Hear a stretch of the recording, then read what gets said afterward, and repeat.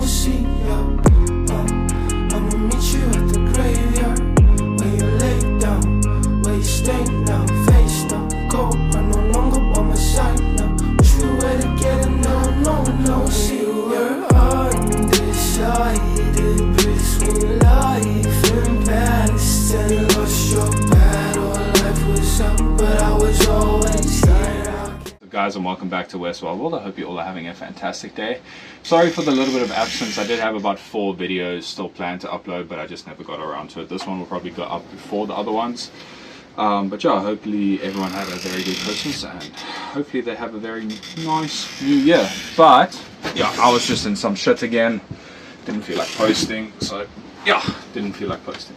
But some good news, we have 2 neonate baby house snakes that hatched out. Unfortunately, all the snouted cobra eggs passed away. I think it was because of my load shedding, the up and down schedules of, not schedules, up and down temperature, of having no electricity, then electricity. But check out how gorgeous these guys are. They've had their first shed, so I'm going to be moving them into their separate enclosures. Just temporary, well, temporary till they get a little bit bigger. They're alright for now. They have water, they have a hide, they have everything, but just to monitor who's actually eating and who's not eating. But check out how gorgeous these little guys are. Absolutely stunning little animals. Absolutely love my little brown house snakes, even though I didn't try and breed them. But you know, never an issue having more snakes in the collection. Maybe just show it its water. I think it will smell it out, but let's get him into his hide. So that's one of them. That one has spots on it. You might call it spotty. Obviously these guys are non-venomous constrictors found natively in South Africa. And this one almost has no patterns on it. Look at how cool that is. So it has a little bit of patterns by its head, and then almost nothing down the rest of its body. It's super cool little snake. And look at those little bug eyes. Absolutely amazing animals. I really do recommend these snakes for anyone. Hopefully children aren't watching my video because I do a bunch of stupid retarded shit, but I recommend these for anyone who's really interested in getting any snakes. I say it all the time, but this is almost a lifelong commitment. These guys can live up to about 20 years in captivity. So parents out there, if you're planning on getting your kid a snake, make sure that they really want it. I mean, there's no point getting the snake and then trying to rehome it a year later when he loses interest. But they're very easy to take care of, very easy to feed, and I mean, it will cost you less than $100 a month to actually feed these guys and sustain them. But absolutely gorgeous animals, and you can see how docile they are. I mean, no striking, no defensive behavior, no nothing. And I mean, this is only the 2nd time I've handled these guys. So yeah, let's get this one straight into its new home. We're gonna go in. Absolutely love baby snakes though. So these guys have gone to the bathroom already. They've had their first shed, so they are ready for a meal. I might offer them a mouse pink, not today, but just let them get used to their new surroundings. Or if they don't take that, I'll have to go catch some geckos and see if they'll have that. But absolutely gorgeous. And that's not the only baby snake we have for today, so you could just move on to that, but it's going to be a feeding video. So yeah, one more snake to show you, and we'll move on to some feeding. Okay, so this is actually really cool if you want to have a look down here. This is a juvenile Cape Cobra. So most of you would recognize Cape Cobras as being this yellow and mustardy orange or very vibrant colors. But as I showed you, the ones that are actually down here by us are a lot different colors to the ones that are usually sold overseas in the pet trade. But look at how gorgeous this little juvenile Cape Cobra is. Just got it in. I mean, I was keeping it in quarantine for a little bit, but look at how stunning he is. I mean, look at that. Very focused on any movement. Obviously very scared because at this size, literally it's on the menu for everything in the wild. I mean, even other Cape Cobras would eat this little guy. So he's about 2 months old now. You can still see, that I dropped things, but you can still see his very dark band on his hood, and he will probably change colors. I don't necessarily know what colors he'll change into because I don't know the parents of this little guy, but he is a little squirmy little bugger. As you can see, he wants to just go everywhere, and handling little Cape Cobras is a flippin' challenge and a half. You can see how gorgeous he is, but I'm not going to spend too much time with him because he is going to come turn around and try and bite me. So let's get this ready and down, and there we go. Whoop. Let's get this on properly so he doesn't flip and come out. Okay, I think that is down properly. There we go. This fucking little bastard is fucking a treat to handle. Almost got my girlfriend there. But yeah, he's absolutely gorgeous. But now we're just going to move on to some feeding. Little cheeky bugger. Okay, so next up is going to be my boomsang. It's the first snake we're going to feed, but check out the red-tailed boa. He is hunting for some food, but he's a fatty, and so is old Dickus over here. So I've taken a little bit of time off even dealing with the snakes. I mean, feeding wise, I've been cleaning up the enclosures and everything like that. Let's see if Sir Boomsang would want something to eat. Hey? Ah, you mustn't. He's so cute. But then we're going to train feed, as I've told you guys before. Train feeding is a very good way to get more food into your picky snakes, especially with Insularis and the other Trimerosaurus species. When they're babies, they highly dislike eating anything besides geckos or amphibians at their size. And same with this oak. He's too small for me to offer him a chick. And I mean, I did get him on pinks once upon a time, but then we had very terrible load shedding through winter and he went off of it. So now I have to train feed him with the gecko and the rat pink. But I mean, he's decent size. I mean, he's growing well. He still has his juvenile colors.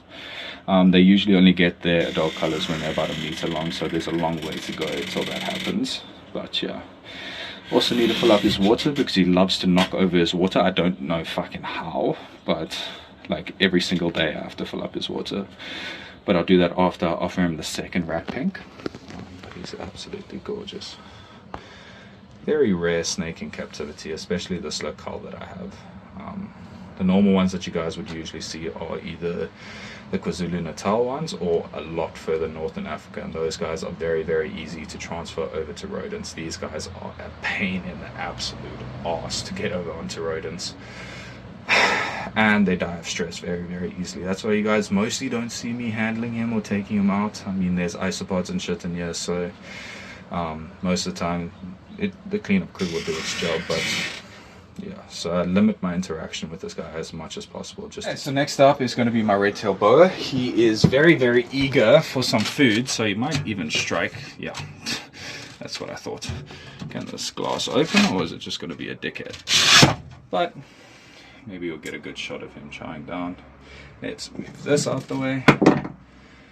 Give him a little bit of a better chance to strike out. Ooh, look at that. Wiggle, wiggle, wiggle. So you'll use all of his muscles, but look at how gorgeous this animal is. He's growing like a little weed, this little bugger. I mean, he was tiny, tiny, tiny when we first got him. I mean, he's calmed down a little bit, but he's still a little bit of a dickhead. But you know what? It is what it is. So next up, we're going to be feeding old Dickus. Hopefully this idiot over here doesn't come out and try and steal the rat, which he probably will. But both my bandits are in shed, so they're not going to get food today. But old Dickus looks very, very hungry. We have a jumbo rat here for it. Small jumbo, but jumbo nonetheless. Let's see if she wants. Here you go, girl. Yes, you smell it. There you go. Oh. Oh, there we go. Awesome, perfect strike. So we'll just power it back in there. And then how are you doing today, sir? You doing good? Hey, blind as a bat. But let's put that in there.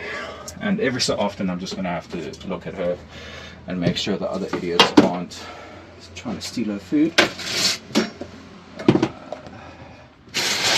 Let's get this glass back in.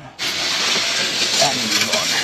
But that is what you call in the blue. So that is their second to last phase of shedding. After this they will go clear again, but still a little bit dull, and then they'll pop out of the shed. So basically they are technically blind at this stage. So usually snakes get a little bit more defensive, because obviously if you can't see, you're going to be a little bit more cranky. But he's fine. Now So rattlesnake, Crotalus dorissus, he is gonna come flying out of here because he was sitting actually comfortably in the back of his enclosure. But don't blink or you might miss his strike. Hey! It's like fucking clockwork with you. Super quick strike. He has a potent neurotoxic venom, not the same as most of the rest of the Crotalus species, which is hemotoxic. He has a mix, but it's predominantly neurotoxic. But let's get this back in. And then it seems like we're doing a quick fire fucking video today. Then we're going to move on to the two sharp noses. I'm just going to have to separate them real quick because they love to steal each other's food. So just move one on that side, one on the other side. Should be good. So let's feed this one right in the front here first. Brilliant bite. Bite and hold. That's the first time I've ever seen them actually bite and hold. So in the wild they would usually bite and let go and wait for the prey to die, similar to that of most of the rattlesnakes in the world. Look at that, see, like that. And we leave it in there. Shield Sharp, she's a little bit on a smaller meal because she's a fatty boom boom and he needs to gain weight because she loves to steal food from him. But yeah, so let me close up without getting a tag because that would suck, especially from a snake nicknamed 100 Pacer. But let's move on to, that's quite small for him. Let's try and find a bigger one. All around about the same size. Let's offer him this. He still doesn't like the bigger meals, but this is my Eurocone rattlesnake. Yeah. Let's open it a little bit. Oh, he might just come all the way out. Fucking lightning fast strike. This rattlesnake is also predominantly neurotoxic, but he is only found in Venezuela. He is endemic to there, so he's found nowhere else besides Venezuela. And as you can see, these idiots are smelling the rats and they want to come steal the food, but we're just going to keep an eye on them to make sure that they don't. And then we'll get back to you guys soon. Let there be light. Okay, so we just had to watch all these idiots finish their food. Very irritating because they're all super dumb. Oh, but let's move on to my West African that actually just popped out of shed recently and he's looking absolutely gorgeous. Hello, yes. We're also scared of you. You like to act like a big scary thing in your fucking enclosure, but when you get out, then, hey, you missed it. It's your rat. Oh, there we go.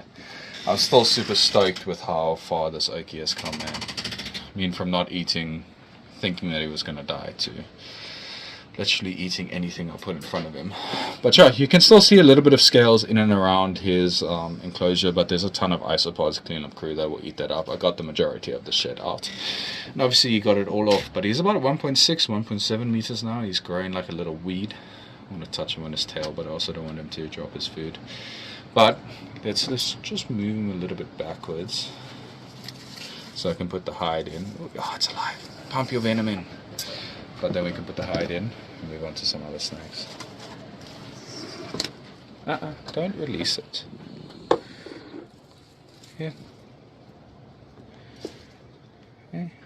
Yeah, don't bite me either. There we go. Yeah. Here's the head. Oh, head touched you. Okay, I was just complimenting you on how far you've come, and now you want to act like a downy. You gonna take it? Not gonna take it? What you gonna do? You gonna stare at me? Okay.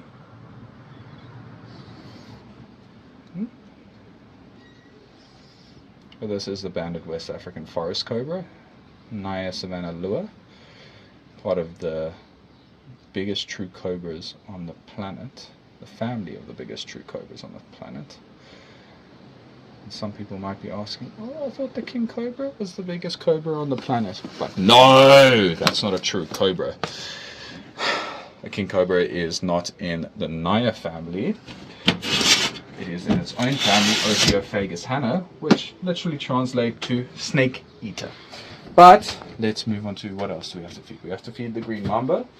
He's an absolute fucking treat to feed. So let's hopefully not die. He's just over here in the corner. He's got flippin' massive. So let's see if he wants something to eat. You want something? You want something? Ah, there we go. Quick tag, released. Gonna leave it over there and he will start taking it down. Awesome animal. Just don't get too close because he loves to fucking fly out of this enclosure. But yeah, the only other snakes I have to feed today are the mole snake, shield-nosed cobra, and the gaboon. And the bothrops actually, so that's quite a nice one. But yeah, I'll see you guys there. Okay, so next up is going to be my bothrops columbiensis. Again, not a snake you guys see all too often, but let's see if he will come out here for some food.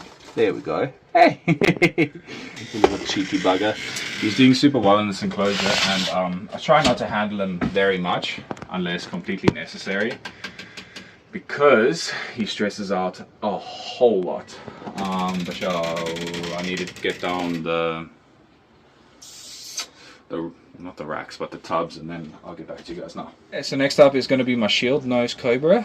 Not actually a cobra, but has a temperament of one.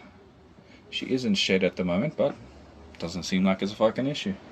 She's usually an absolute bastard to get eating.